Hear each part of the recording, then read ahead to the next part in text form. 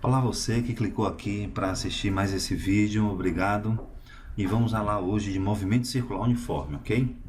Bom, o movimento circular uniforme, a gente já sabe que como o próprio nome diz, ele tem algumas características bem particulares. A primeira característica dele é a seguinte: a trajetória do movimento é uma trajetória circular. Isso significa que ela vai ter um raio de trajetória. Bom, uma outra informação é que o módulo da velocidade do sujeito é constante. Detalhe, fique atento porque eu estou falando do módulo, ok? Significa que direção e sentido do vetor velocidade pode mudar. Pelo fato do módulo da velocidade ser constante, é por isso que ele leva esse nome de movimento circular uniforme, ok? Então vamos lá. Outra característica desse movimento é que a velocidade ela é perpendicular ao raio, ok? Então, isso em qualquer ponto da trajetória significa dizer que a velocidade forma um ângulo de 90 graus com o raio, em qualquer ponto da trajetória. Outra característica desse movimento é que o vetor velocidade, repare que aqui agora eu estou falando do vetor velocidade, ele é tangente à trajetória. Como assim ele é tangente à trajetória? Se a gente lembrar lá da geometria, quando a gente tem uma linha que corta a circunferência em duas partes, essa linha é chamada de linha secante. Quando essa linha ela toca a circunferência em um único ponto, se eu trouxer ela para cá, então ela só raspa a circunferência. Aonde que ela raspa essa circunferência? Ela raspa em um único ponto, particularmente esse ponto aqui.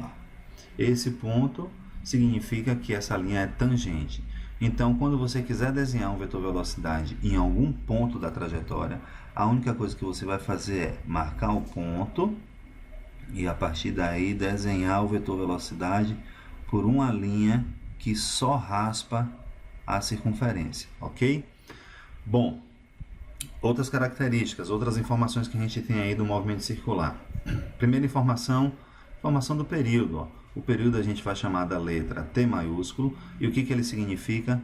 É o tempo de uma volta. Então, porque o movimento circular ele vai ter repetições, vai ter voltas, ele vai sair de um ponto, vai circular, vai dar uma volta, duas voltas, três voltas, e o tempo que ele gasta para fazer uma voltinha é chamado de período, ok?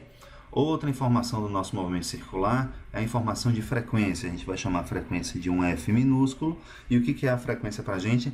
É o número de voltas que o movimento ocorre, que ocorre o movimento, na verdade, por unidade de tempo.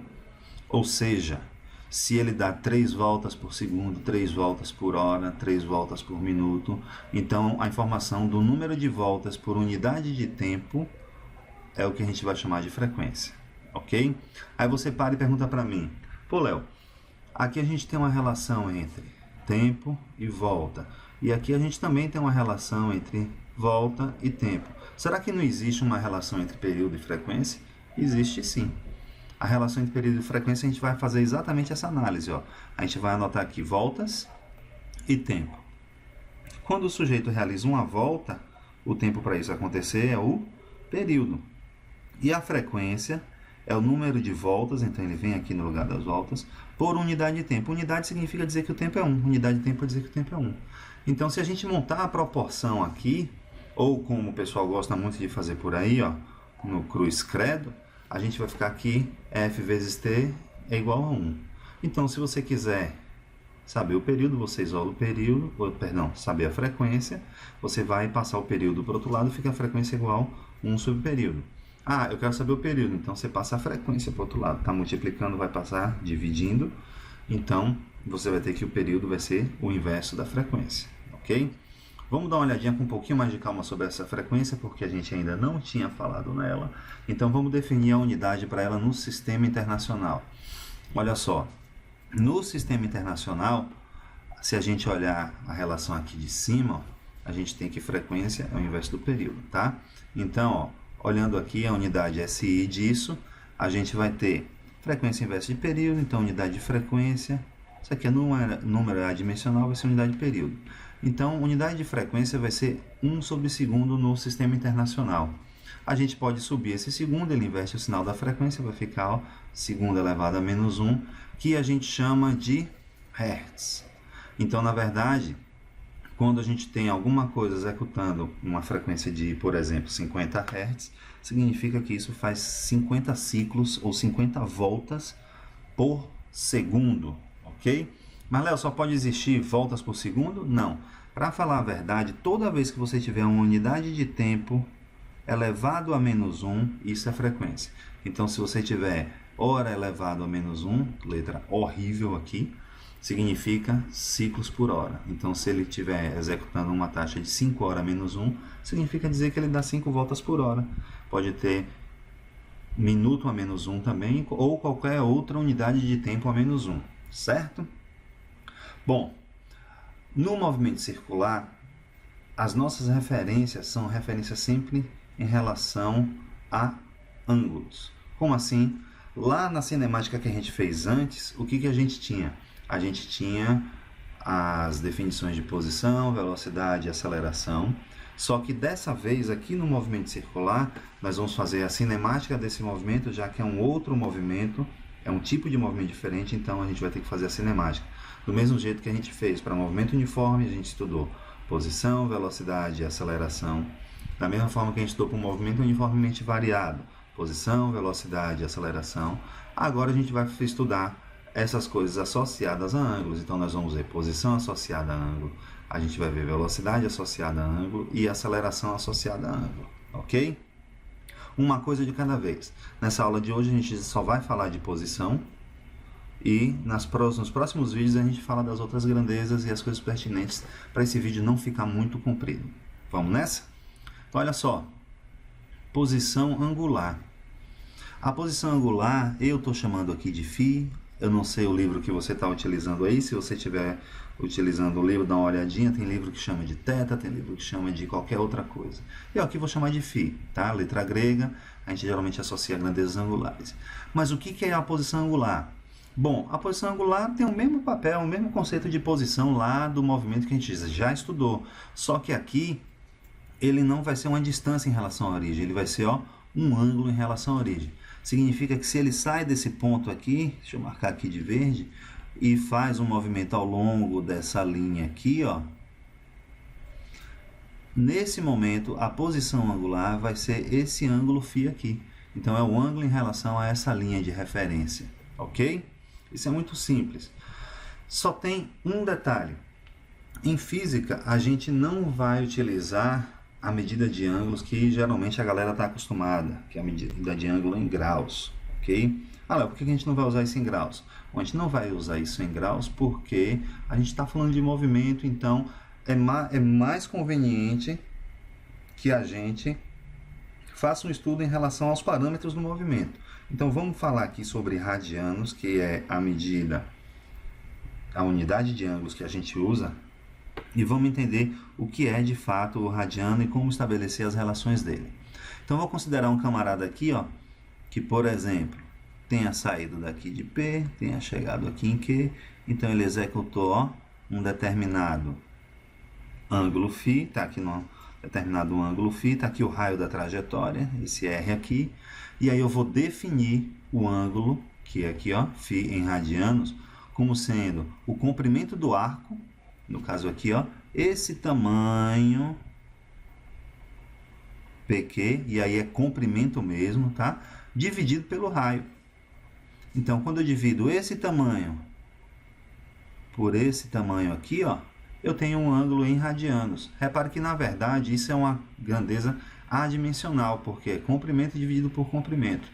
Mas estabelece uma comparação entre o arco que foi percorrido e o raio do movimento circular. Isso é muito bom para estudar movimento circular. A grande questão é como a gente vai saber, ter uma ideia, ter uma dimensão dos ângulos em radianos. A gente precisa de uma referência. Então, nesse momento é o que a gente vai pegar e analisar o movimento de uma circunferência completa, ok? Bom, já que o radianos é o comprimento do arco dividido pelo raio, na circunferência eu sei que o comprimento dela, a gente já sabe lá do ensino fundamental, é 2 vezes π vezes o raio. Então, se eu dividir os dois membros por R, Então vai ficar sobre R aqui, sobre R aqui. Esse R dividido por esse dá 1. E aqui fica C sobre R igual a 2π, que é o que a gente tem aqui embaixo. Olha só. Aí você diz, tá, o que é esse C? Bom, na verdade esse C é o comprimento da circunferência, ou seja, é o tamanho, é o arco de uma volta completa, ok? O R é o raio, que a gente já conhece, então C é o arco, R é o raio. Bom, arco dividido por A é ângulo em radiano, só que quando a gente olha o que foi que sobrou aqui, sobrou o 2π, ó. Então a gente tem que esse 2π é o ângulo de uma circunferência completa. Aí você está dizendo assim, ah, Léo, então na verdade 2π é o ângulo de circunferência completa. E esse π quem é? Esse π é uma dízima. A gente sabe que ele, ó, é 3,14159, essa coisa aí não tem fim, ok? Bom, vocês já estão vendo aqui no pezinho da página a palavrinha conversão, mas na verdade o que a gente tem que ficar atento é o seguinte, isso aqui é o ângulo em radianos de uma volta completa, certo? 2π, certo? Tá, mas uma volta completa tem 360 graus. Você está me dizendo que 2π é igual a 360 graus? Não, é diferente, porque 2π corresponde a 360 graus. Se a gente for calcular 2π, 2π vai ser aproximadamente 6,28.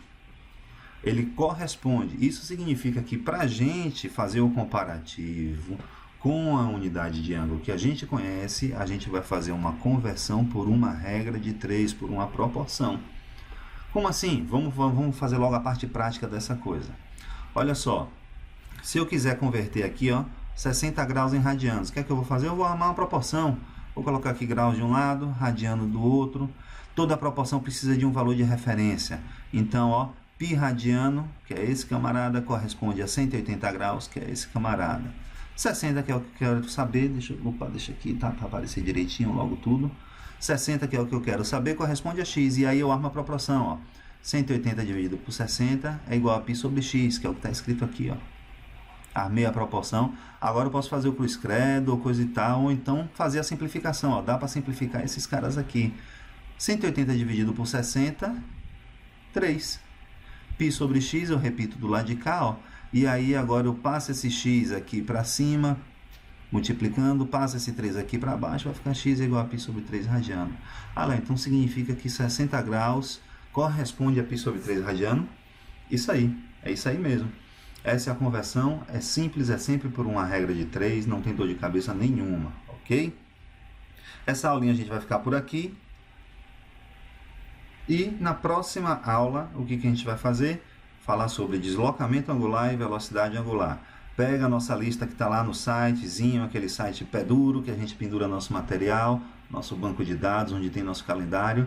E aí vocês pegam a lista lá de exercício e faz a conversão, tem uns exercíciozinhos lá de conversão, tudo numa boa, ok?